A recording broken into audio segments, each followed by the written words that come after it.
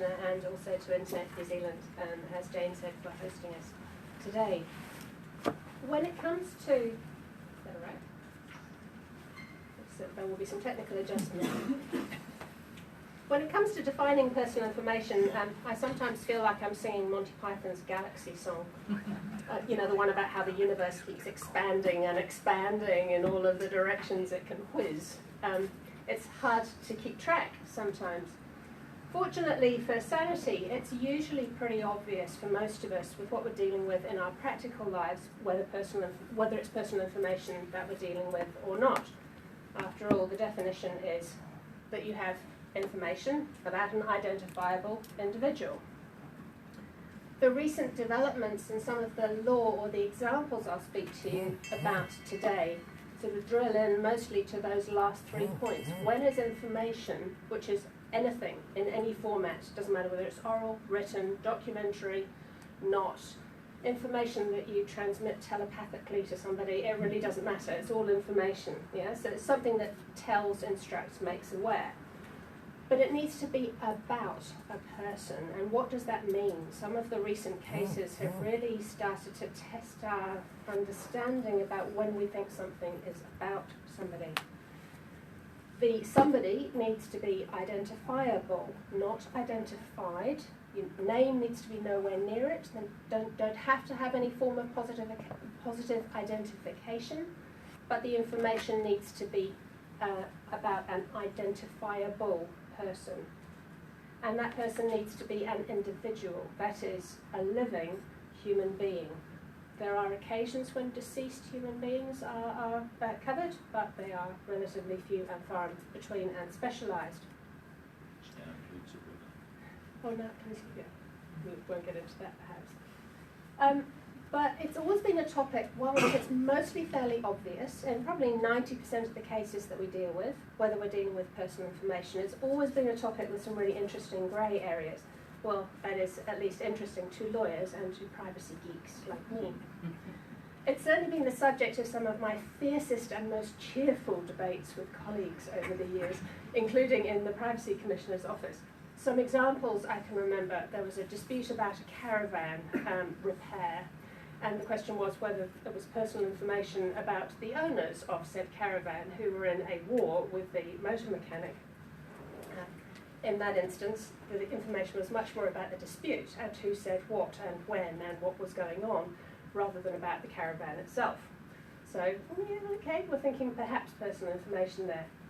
Geotechnical information about damaged Canterbury properties, your borehole in the backyard that's testing the level of damage to the land. When is that going to be information about a claimant to EQC? Again, it depends on the context. I'll get into context stuff in a moment.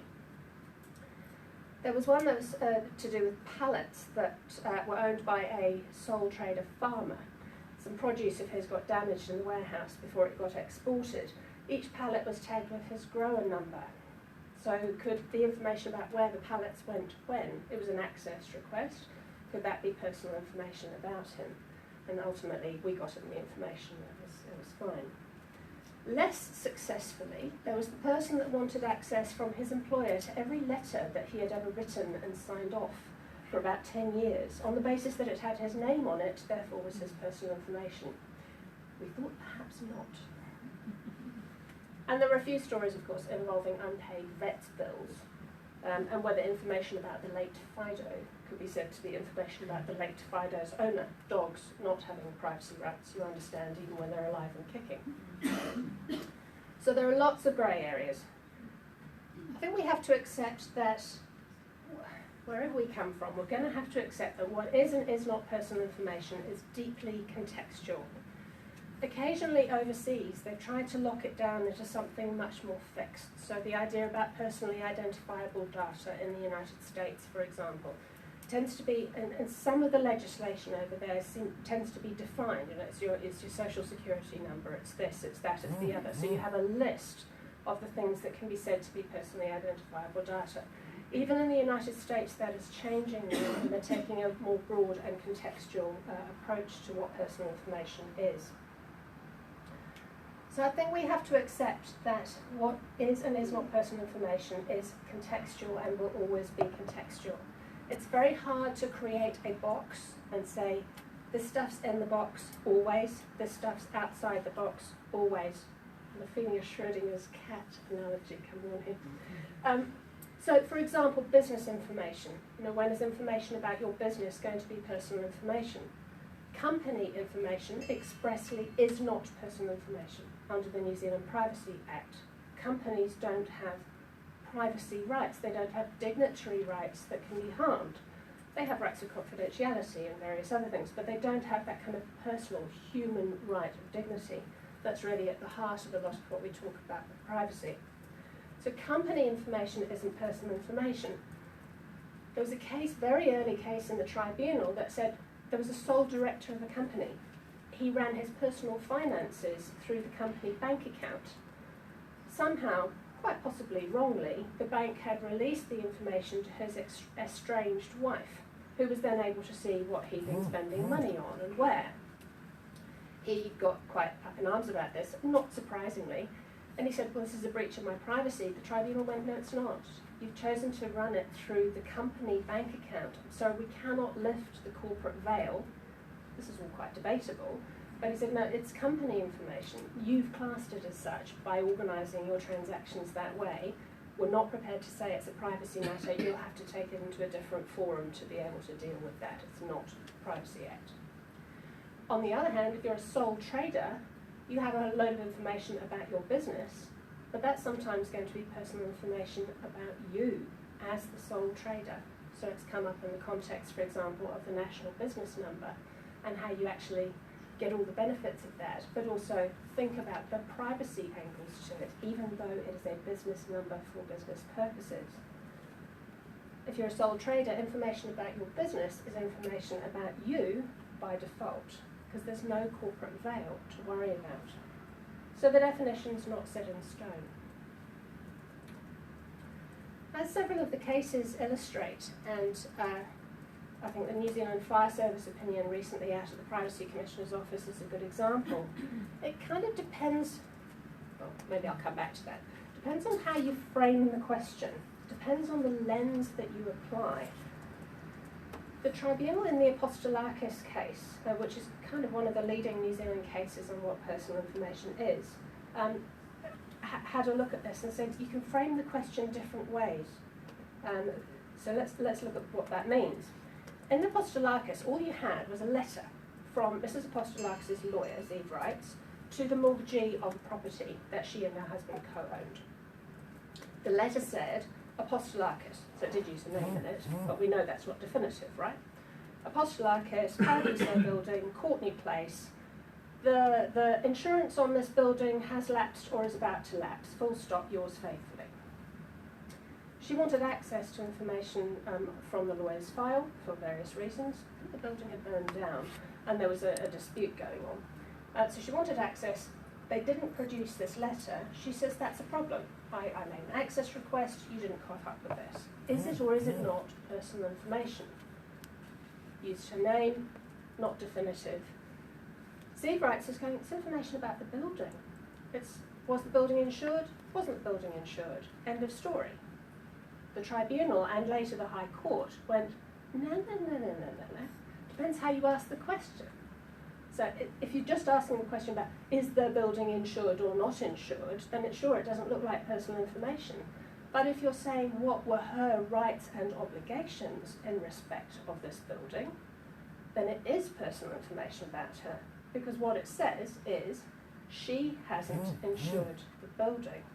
And subtext, she may be in breach of her obligations to you, O mortgagee. So it is perfectly capable, depending on the lens that you apply, depending on how you frame the question, it's capable of being personal information. Now that makes it hard at some of the margins that we have to deal with.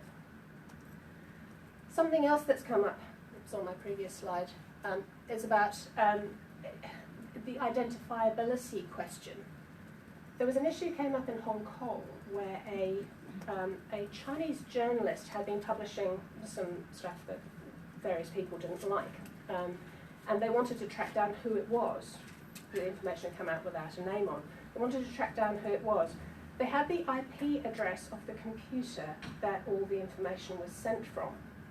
So the question the Hong Kong Commissioner had to deal with was this IP address personal information about the journalist? It turned out that it was a key to unlock his identity, because this person at this time, at this computer, in this place, they could use it to say he was there. It was far more likely than not to have been him who was sitting at the computer generating this information. And he got into trouble as a result. So the IP address was the key to unlock his information, unlock his identity. Despite that, the Hong Kong Commissioner, this is several years ago, and I don't know whether they've come to the same conclusion these days, said that the IP address was not personal information about him, and therefore not covered by the personal data protection regime in Hong Kong. Given the moves in Europe in particular about labelling IP addresses as personal information, I think maybe they would come to a different conclusion these days. Though of course the question is always, well, what do you mean by an IP address? Again, it's contextual. Sometimes it's going to be information about you, sometimes it's not. What I'd like to ask is, when does it matter? We've got these difficulties with what personal information is. I'm going to suggest to you that it doesn't always matter that much. But when it does matter, what do we do about it? And how do we cope with it? Before I get there, some developments of which, an audience working in this field, you're going to be very well aware. Some relatively recent changes in the information landscape are placing quite considerable pressure on what we have previously thought would be included in the category of personal information. They're forcing us to kind of rethink how big that box is that we are putting things into and taking things out of and considering in a contextual way. The main ones, I think, fall roughly into these three categories that I've identified here. The ability to re-identify information from large data sets and supposedly anonymized data sets that are published online. Significant challenge for our open data environment here. Major push to make information publicly available, to support innovation, to support development, to get best results for everybody. And often that's not going to be used or generated or analysed at a personal information level. But the more we put out there, the easier it is, and there have been several major studies, of which Latanya Sweeney's is probably the best known, that actually illustrate how easy it is to individuate somebody from an apparently anonymous data set. So hers was in the health information field. I think it was date of birth, gender, and postcode, and he actually managed to pull out the governor of Massachusetts from this, supposedly anonymised health records that he said should be published online. Yeah, it was clever. Whether somebody's actually going to go to the trouble to do that or not is another matter. But it is possible and increasingly possible to do that. So how do we deal with that? Because we still want the benefits of the open data. We still have to publish this information in some format or another a lot of the time to be able to get the benefits that we want as a society. So how are we going to manage it? The reality is we can't often claim to be anonymous anymore, though we previously thought we were. The second point is the explosion, which will be new to nobody, in information generation. Everything we touch, everything we work with, stuff that we have in our homes, is creating the cars we drive. They're creating information. They're reporting back to base, monitoring usage, signalling, communicating, providing a vector for breach. But maybe that's a topic for another day. Yeah? That leads to issues such as when metadata can be personal information. Is it just information about a thing or information about information itself? Or can it be linked back and actually be saying something about us? Or when is the information that's being generated, again, saying something about our lives and affecting us? To use an example, what about your car? That previously it was just a car. Actually, I still have just a car. It doesn't do very much. But our modern vehicles, they may have GPS, they may have detailed sensoring systems that show whether we're in correct lanes, how we're driving, how we're braking, how fast we're going, collecting all this information all the time. When is that, to go back to our apostolakis principle and the need to frame the question in the right way, when is that going to be information just about the car and about the performance of the car and whether it's meeting the manufacturer's standards? And when is it going to needs a service next? And when is it going to be information about us, because it's potentially being used by an employer or an insurance company or the police after an accident, or by us ourselves? It doesn't need to be anything other than benign.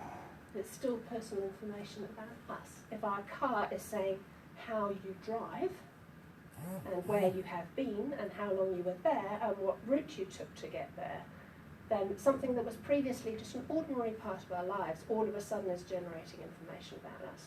Our fridge can generate information about us. I quite prefer my fridge not to tell me what the cholesterol content of shelf 2 is, but you know, we're getting there. Our smart meters, and AJ and I were talking about this beforehand, you know, our smart meters generate information about us all the time with multiple data points that were never possible before.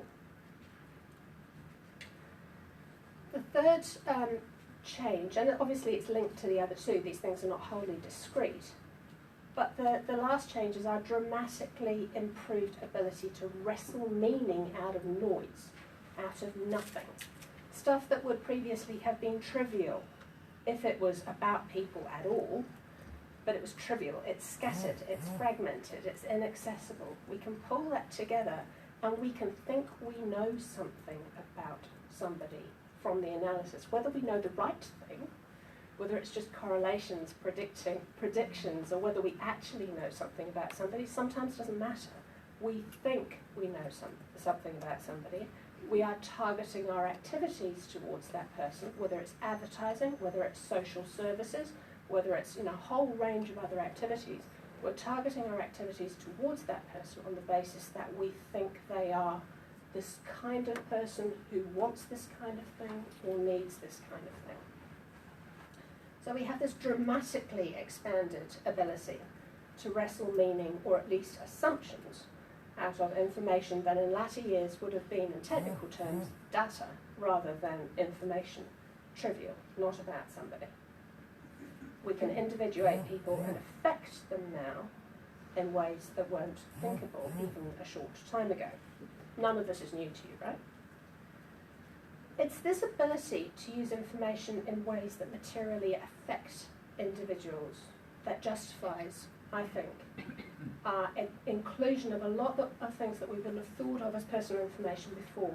It justifies including them in our privacy frameworks and dealing with them. Now, I know, you know, that not everything that affects us, even not everything that harms us, is a matter of privacy. There are still boundaries. The weeds growing through the fence or the air pollution from the neighbouring factory, those affect us, but they're not matters of privacy. And why not? Because they don't intrude into the areas that we tend to think of as privacy, which are threefold, according to an academic back in 1980, whose work is pretty seminal in this area about what privacy is. It's actually pretty hard to define privacy as a very abstract concept. But she drilled it down into three main areas that kind of resonate with what we think at a common sense level privacy is about. Intrusions into seclusion, so our personal space or bodily privacy. Information about individuals, which is what of course we tend to talk about with the Privacy Act. And reductions in anonymity, that is in people paying attention to us in ways that they didn't before and acting in ways that affect our lives. So solitude, secrecy, anonymity are Gavison's three planks of privacy, and I think they work pretty well. So if you get something that's a new activity that's affecting people in one of those three ways, and so predominantly we're going to be interested here in the informational side of privacy, but those are the kind of things that you need to be looking out for. Is it in that area? Is it actually capable of affecting somebody?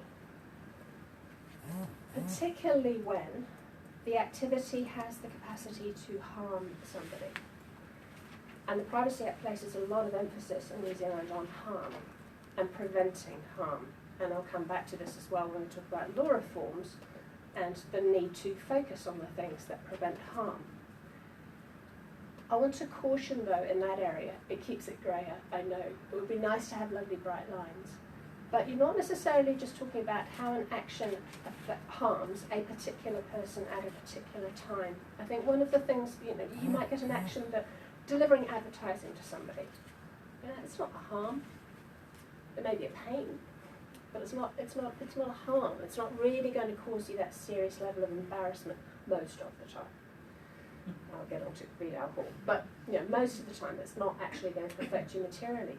But when you add it all up, we used to call it the boiling the frog syndrome. You start with the water really low and then you gradually raise the temperature and raise the temperature and raise the temperature, and before you know where you're at, actually you're in a markedly different social environment that's actually quite damaging for everybody in it.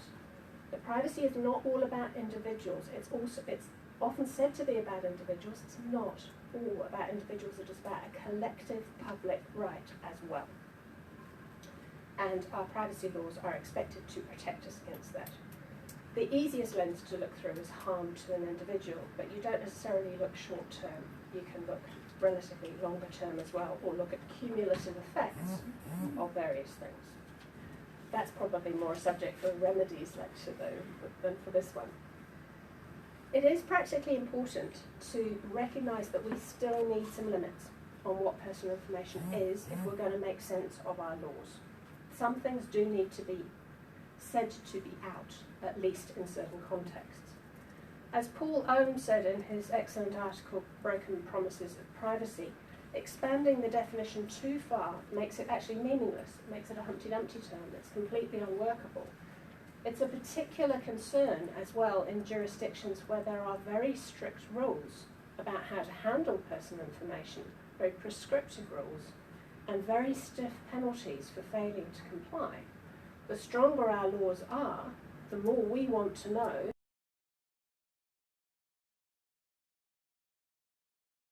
within agencies, as governments, as individual human beings, the more we want to know what is in and what is out. So the tougher our privacy laws get, the more this issue matters. It's pretty hard, though, if you're not going to drill down into the and then give sort of lists of this is personal information and this isn't personal information, which just don't work. They're too narrow. It's pretty hard to get better than we've got, which is personal information is information about an identifiable individual. That really hits the privacy nail on the head. So if we can't define the term more clearly, we don't want to be too prescriptive and list-based about it, and I'll return to this point. Perhaps we need to make sure that the laws that we have focus principally on actions that cause actual harm, either individually or collectively, that we add safeguards where necessary, that we require organisations with personal information to take certain steps, that we're strong where we need to be, that we take a more pragmatic view elsewhere, and that non-harmful activity, genuinely non-harmful activity, is regulated with a light hand, if at all. After all, we're in an environment where, well, I would claim at least, we need our privacy laws more than ever. People need the ability to make choices, to control excesses, to obtain assurances, and to be confident about who is trustworthy. And agencies want to demonstrate that they're trustworthy so that they get the benefit of engagement with the people that they're dealing with. Privacy fundamentally is about relationships, and relationships of trust, first and foremost. I'm going to take you relatively quickly through a few of the recent cases from different jurisdictions so you can kind of see how variable this concept is. I don't think it'll help. People will have questions, I probably won't be able to answer them. The first is the Court of Appeal case in the United Kingdom of Vidal Hall and Google, so Judith Vidal Hall and Max Bradfield, who are two of the plaintiffs in the particular case. It's all to do with, the technical-minded people in the room will understand far better than I do, but it's to do with a furore a few years ago over Google's collection of browser-generated information from people using a Safari browser online. They had said they wouldn't collect any information about how people were using Safari, where it was going, what it was doing, you know, when you were online, when you weren't, what you were looking at. They said they wouldn't collect it, and in fact, they placed a cookie on the computers that did collect information about Safari users and pass it on to the DoubleClick advertising service. So the end result was that they had advertising delivered to you as a result of Google's activities in the background. There was a bit of a big stink, and Google came to a settlement with the Federal Trade Commission for some many millions of dollars in the US as a result of having said it would do one thing and then doing another. It's a consumer protection issue. But this came before the courts, and finally the Court of Appeal in the UK. One of the issues there was whether it could be said to be personal information.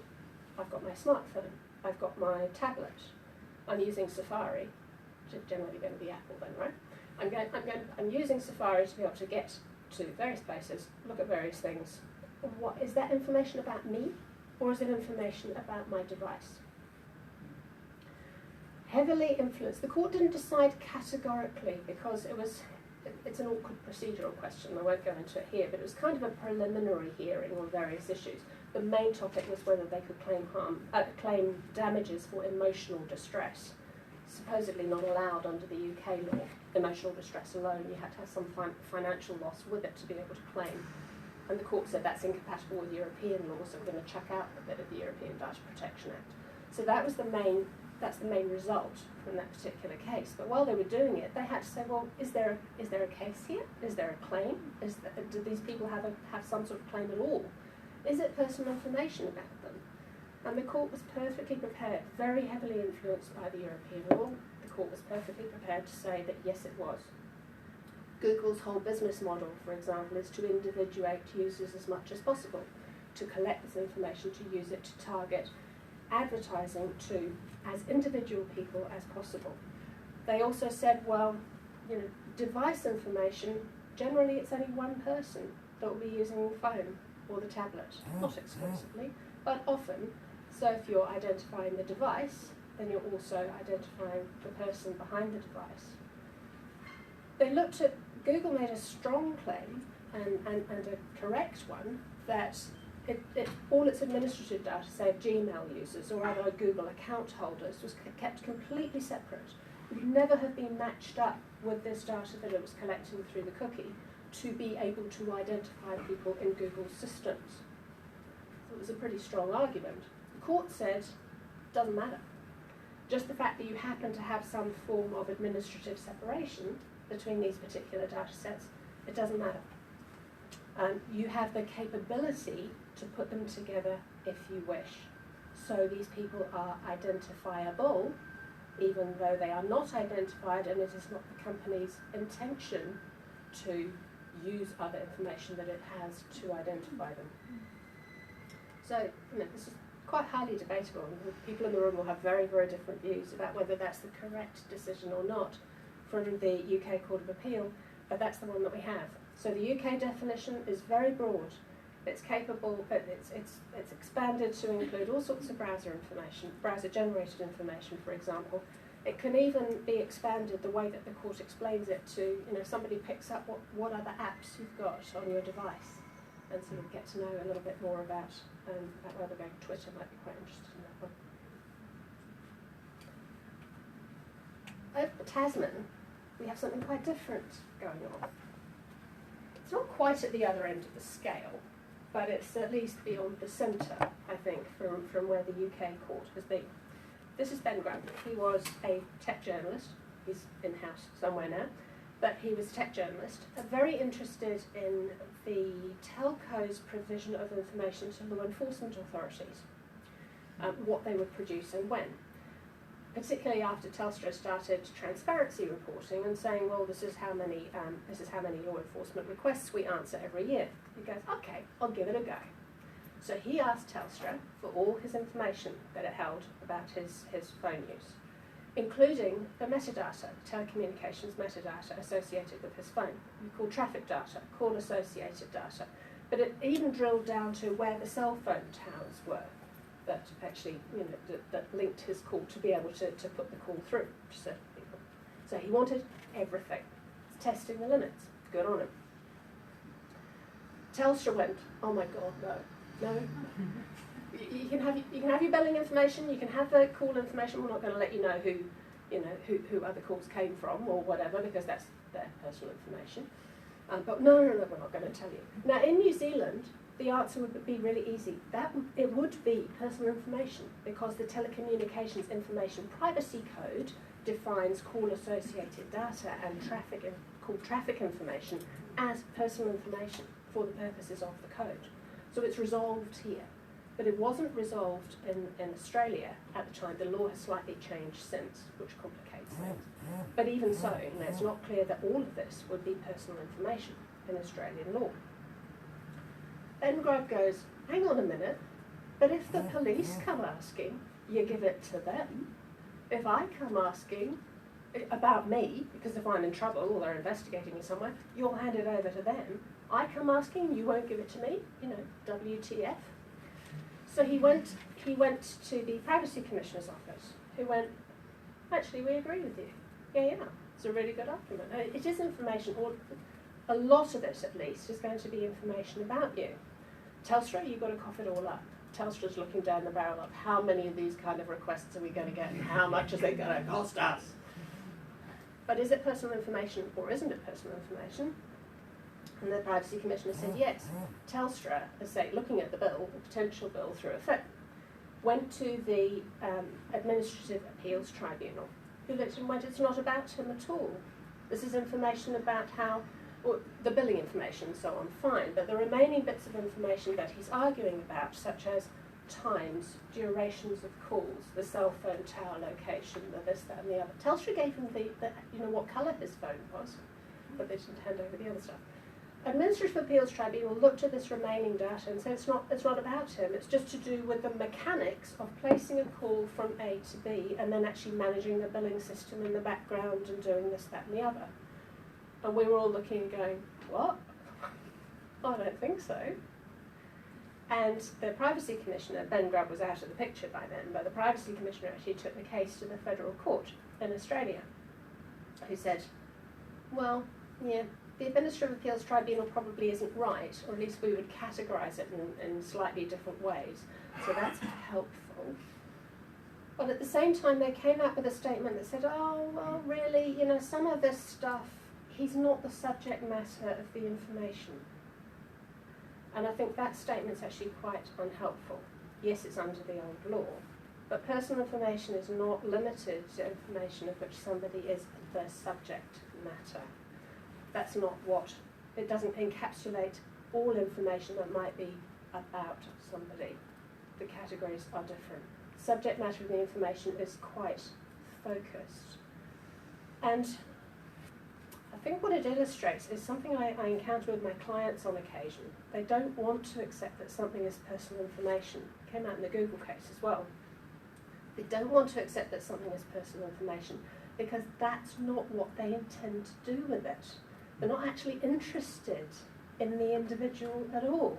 They don't want to do something that's going to affect the individual. That's the lens, that's the magnifying glass that they're looking through. That's the frame that they're using to frame the question.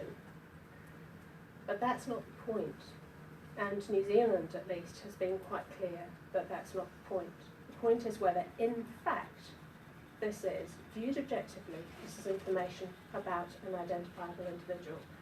And what you have, what your purpose is in collecting the information really doesn't dictate that any more than having a name on something automatically means it's information about you.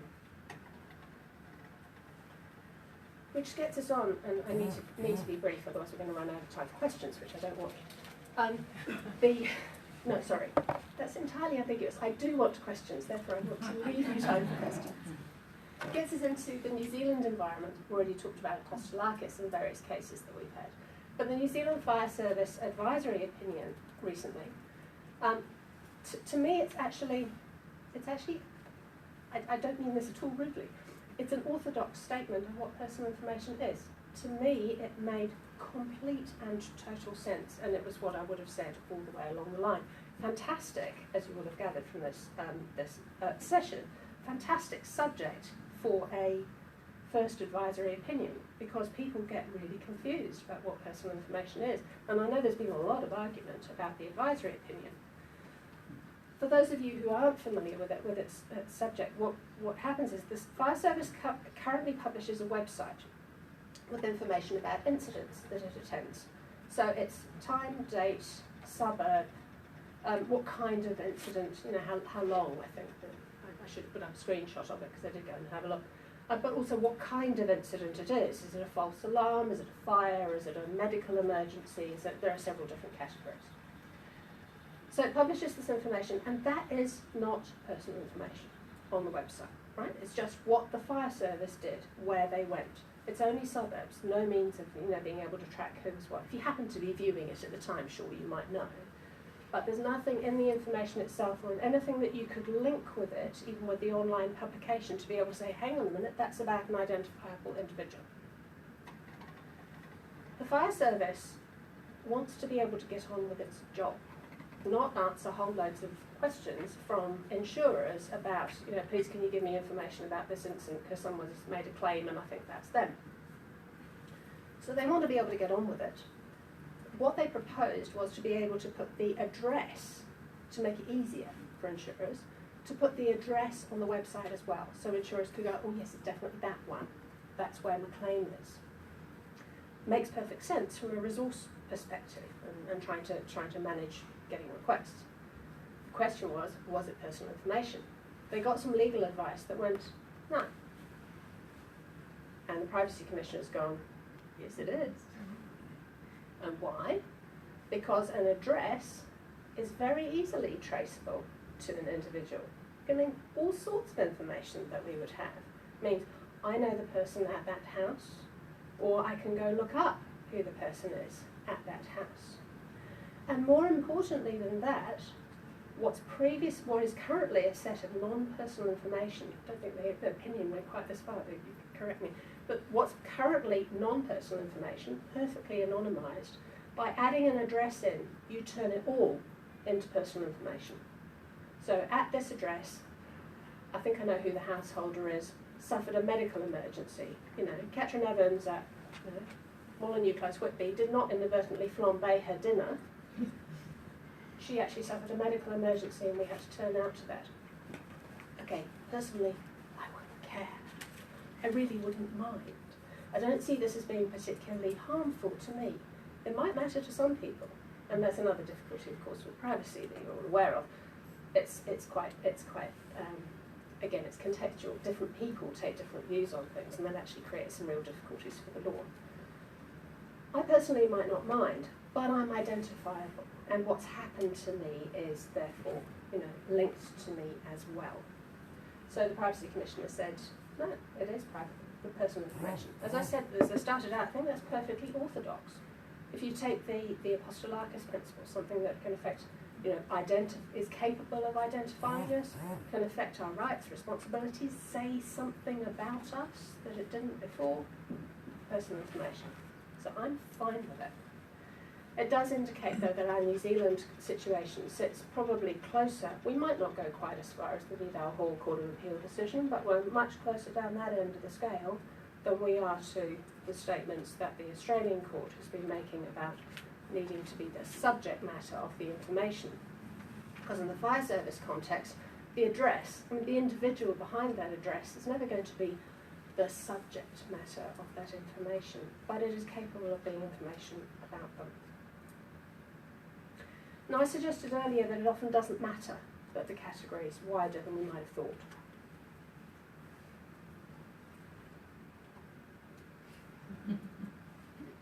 In large, friendly letters. Don't panic. Know where your towel is. No, sorry, mixing my metaphors. It's the point that the Court of Appeal, frankly, didn't get back in 2000, with all due respect.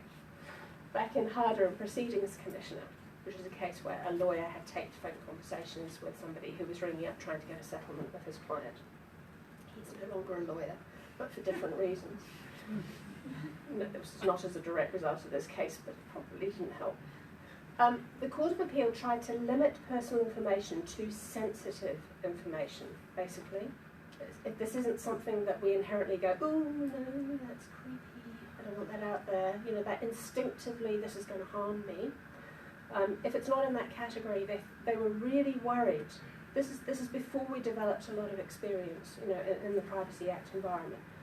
They were really worried about floodgates. You know, if we let this through, you know, it's personal information about somebody, you could have noted it down on a piece of paper, so why are we worried that somebody's pressing the button? If we let that through and say it's personal information, then what else is going to come through? What did Parliament intend? Did the Act really intend to cover all these kind of things? Thankfully, respectfully and faithfully, the comments are only obiter, so we can get around them on occasion. Personal information is what says the privacy principles are relevant at all. If it's not personal information, you don't have to think about Privacy Act. Phew, excellent, put it on one side, move on. So the CNASB bank case, it's company information. I might go to the banking ombudsman, I can go and do all sorts of other things, but it's not privacy, so I don't have to think about the Privacy Act. If it is personal information, all that you do is step quietly, without panicking, to the next level and look at, okay, the Privacy Act applies.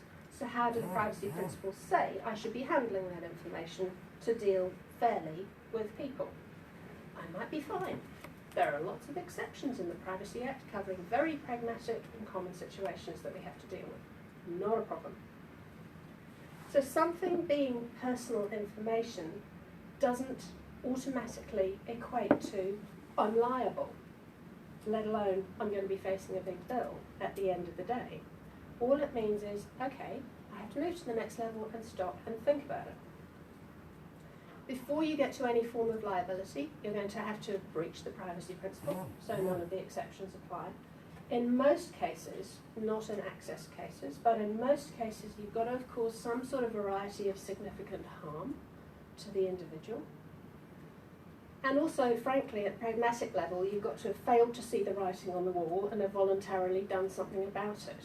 You know, if you try and settle disputes before you go there, it's going to be absolutely in your interest. Even if you've breached, there are ways of managing that situation.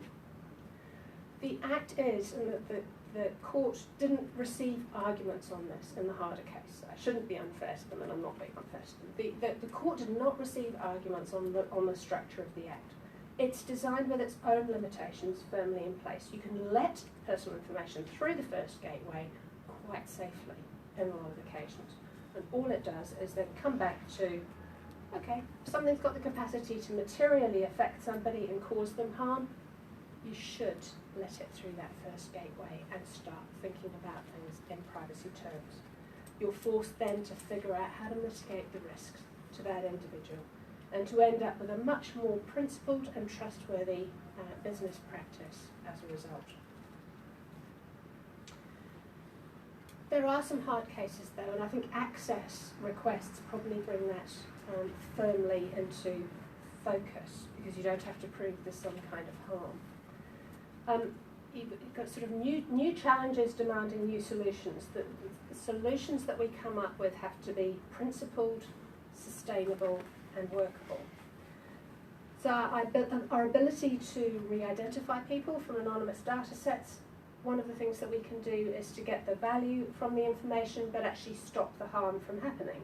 So one option is to prohibit, or at least to restrict, re-identification and to deal with people who re-identify when they shouldn't. That's how we get the value from the open data sets, but prevent the harm from happening. And I know the Privacy Commissioner in the latest Section 26 report, the review of the Privacy Act report, has focused on that as a topic that's been floating around for a while. There may be technology as well as legal solutions that you can apply. So differential privacy, for example, you introduce noise into data sets to make it a great deal less likely that you're actually going to be able to identify people. And there are more or less successful varieties of anonymisation that you can apply as well. Something else that you can look at to manage the environment is formal requirements for agencies to demonstrate accountability, including formalising requirements to engage in risk management processes before they take certain irrevocable steps. that may hurt people, engaging in slightly overused term privacy by design, for instance. We need to invest heavily in creating trustworthy environments that rely on inclusion, control, and transparency. So the work of the Data Futures Forum, for example, is heavily instructive here. If we do that, those are just a few examples, but if we introduce some backstop protections, even if it's actually quite difficult for us to deal with the situation that we have in front of us, it's personal information, we don't quite know what to do, it's a difficult, we don't know whether it's in, whether it's out, we get confused. But if we create our backstop protections, maybe we can chill a little bit about what personal information means, and instead just enjoy the collegial arguments that it is inevitably going to cause for some time to come. I'm happy to take questions. Yes. Sorry, back first. Yeah. Given principal sets requests strict liability, Yeah.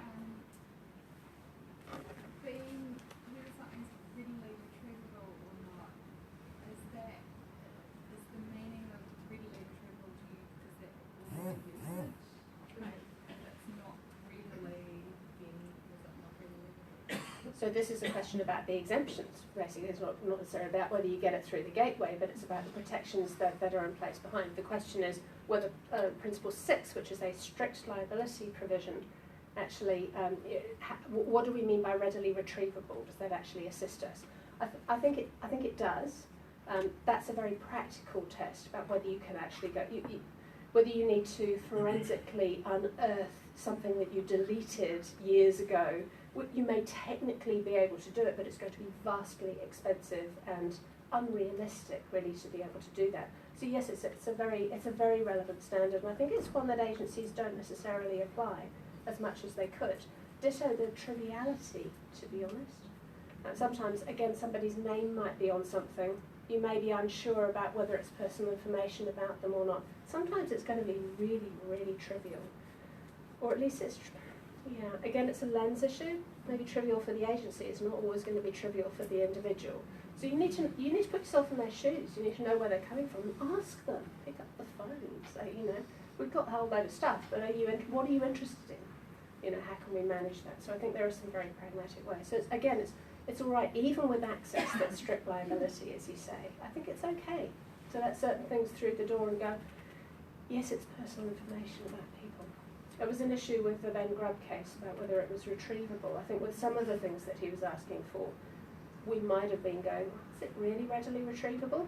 If the answer is yes, it's retrievable because if the police come calling, actually we can pull it off the system and give it to them, you've really got very little argument on the retrievability, right? But, as a practical issue, yeah, it's a good one.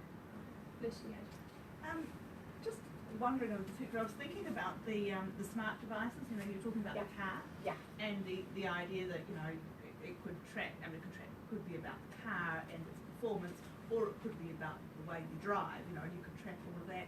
I wondered if a reasonable lens might be as to whether it is identifiable information about the person as to the use that you want to put it to, and that if it's funny, but if it's not identifiable information about a person if it's going to the mechanic or to the car yard, but it will be identifiable information if it's going to the police because their purpose is different and they want to use it to do.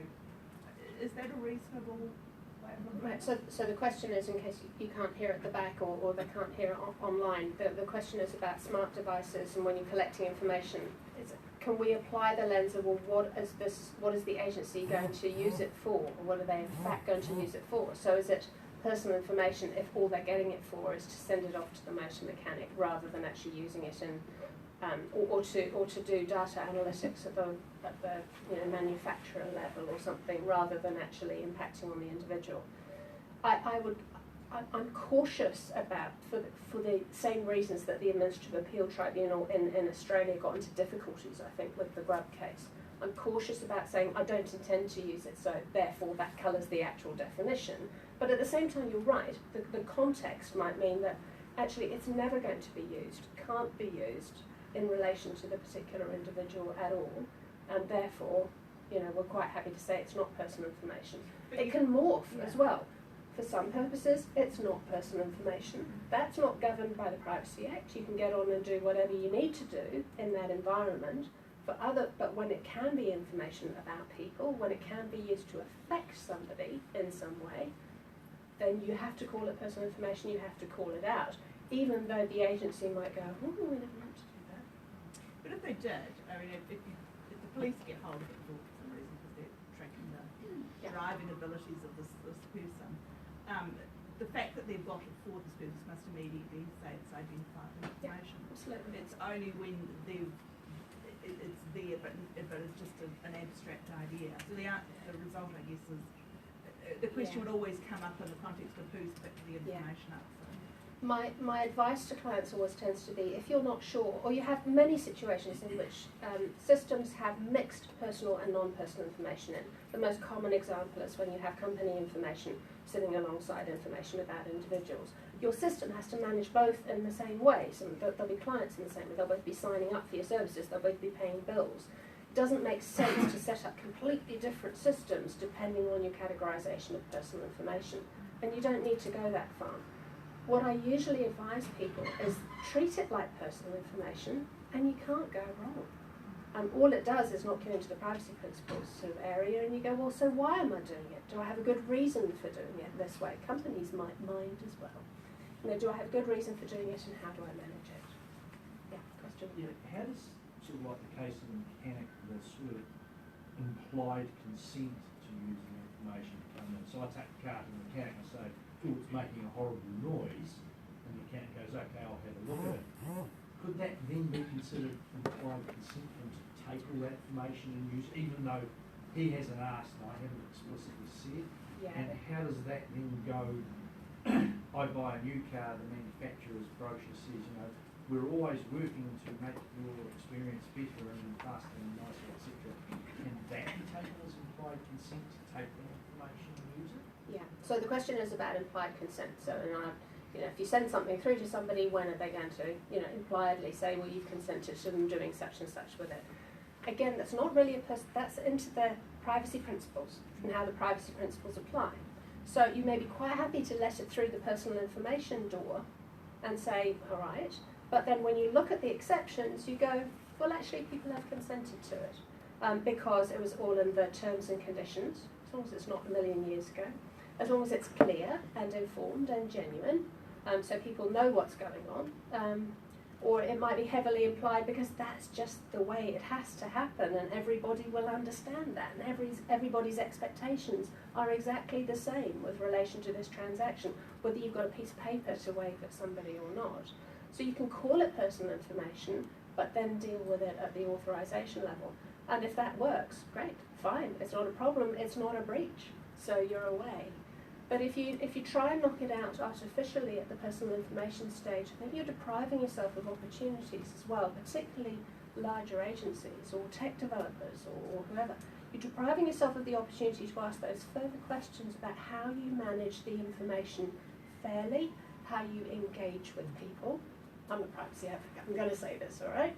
But actually how you build that relationship with people, which you do by communicating with them. You say it's not personal information, then you're depriving yourself of the discipline and the opportunity actually to go and ask yourself some different questions about how it can work. Yes? Most of us, we often encounter, online survey, for example, and then you sign off and say, I agree terms and conditions. Biggest lie on the internet, I agree to the terms and conditions. Yeah. And they say, okay, this is treated confidential. And they publish, they say, it might be used for research or other purpose. And sometimes those results being quoted by other party, third party, another party. Yeah. So how confident we should be dealing with things online and your advice? Yeah, and that is definitely an authorization question. That's a situation which online you are giving away your personal information all the time. You're signing up for services, you're signing up to be able to get various things. How many people, okay, straw poll, how many people actually read the terms and conditions? I cherry pick. Oh, good. There's far more people than I usually get with this audience. Is this not surprising? Yeah, all right, so you do. I tend to cherry pick and ask the kind of questions that you do about, so what are they going to use it for? Are they going to on-sell it? I'm perfectly happy to give it in the context of this transaction, not a problem at all. But what's it going to be used for later? You're right that most people, and there have been survey after survey after survey on this, most people do not read the terms and conditions. All sorts of theories about why. Some people, it's often self-serving, but some people will say, oh, it's because people don't care. They're perfectly be happy to sign up. There's no such thing as privacy anymore. It's fine. You know, we can just get on with it. We can stick whatever in there. But it certainly doesn't help, and I think agencies will increasingly not be able to rely on those, on some sort of authorisation coming through from the terms and conditions if they haven't tried to explain it clearly to people. There was an example the other day where it was 350 pages. Right, yeah, 350-page privacy statement. You know, you get loads of privacy statements are longer than the US Constitution, all right? You know, I mean, you're just not going to have time. You can't go and read them all. So that you need to make it accessible to people in different ways. But even if you do that, again, there have been studies, people still don't go and read them. Even if you make it really easy, people don't. Why? And the assumption tends to be, well, of course, they don't care about their privacy. They don't mind. There have been some fabulous studies out of the United States that say, no, that's not the case at all. It's because people don't think they've got any form of control. You know, they feel helpless, they feel powerless, they don't know how to engage with these people and actually make a difference. They want to, but it's got to be easy for them to do that. So some of the privacy protection technology, the privacy enhancing technology stuff that's coming through is about making it actually really easy for people to engage in those transactions. But no, we sign up for things all the time, we don't know. I think we're going to get much stricter about agencies on that, and the recent case note out of the Privacy Commissioner's Office on the banks disclosing information, I think, is quite a good signal that way.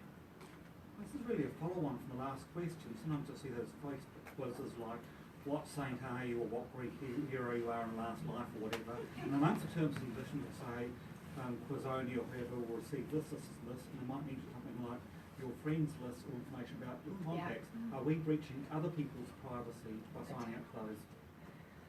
Potentially, because we're giving away, like if you allow an app access to your contacts list, you've probably got to be reasonably wary about that. It happens to be your work contact list and they wouldn't expect things to go. So yes, we publish unknowingly a lot of the time information about other people all the time. And that's part, again, of our complex environment. So are we breaching other people's privacy? Probably not deliberately, but yes, we might be. Should we be responsible for that? Should all the liability or the questions, the arguments fall on our heads? No, clearly not. That is the way, that is the default situation, with that particular app. Perhaps it's the app that needs to change. We need to focus on privacy by design and setting things up rather differently and allowing people, both informing them but also allowing them choices about what it is that they do, bringing things to their attention. There's only so much you can explain on a screen that's that big and in the time that people have available. Maybe your default settings need to be different. Yeah, this might have to be our last question. Is that right, Sam? Yes. I have an interest in the risks associated with the release of personal information that may not always be perceived as personal in the first instance, as especially for vulnerable people. Now, I'll give an example so you might be able to tell me about this. Woman leaves abusive relationship, takes the kids. They change address and notify most people to keep it safe. She doesn't think to warn the school, and the kids are still at the same school. The father, either directly or through a friend, is getting in touch and saying, oh, look, I know they've changed address, can you give me the updated address? What are does the school have enough sort of tools to sort out that, or is there need for a red flag situation, or how else would these way of handling it? So when it comes to protecting vulnerable people, for example, you may think to notify some people, but you don't think to notify others. If you don't notify others and then they release information and it backfires on you, so a domestic violence situation would be the classic example there. What responsibility might that agency have? Well, of course, agencies can't be, they're not psychic. They don't know what they don't know, so they need to create the opportunities and make it easy for people to tell them. They need to have the systems to deal with that information when they have it and actually follow up on their promises, which not everybody does. It's very easy to get a tag or a flag on something removed, particularly when you're transferring information between different agencies. So, you know, in the government information sharing context, for example, you may all of a sudden not realise down the track that actually this information should have been kept confidential. So when we're doing privacy impact assessments or approved information sharing agreements, you know, that's something that we look out for. Is that actually going to track through the whole of the information chain? And so it's probably not answering a question properly, but of course, you know, if, for people in domestic violence situations, having such a complex information environment is actually very difficult. You're on a load of public registers, for example. If you've signed up to get credit for something, then you're probably on the personal property securities register. Will you know about that? Will you think to check it? Will you think to approach MB and say, excuse me, but can you flag that as being confidential? Because they will if you ask them, but do you know about it? You know, do we have good processes in place to make it easy for people to do that? Are our victim support people equipped to be able to tell them? Are our violence support people equipped to be able to tell them where do you go and who do you have to tell? And also, maybe we need to look for ways of telling people once and getting it to the right places, but that needs to be directed by the individual and controlled for it to be privacy protected. Well, thank you, Katrine, and like to show our support in the usual way.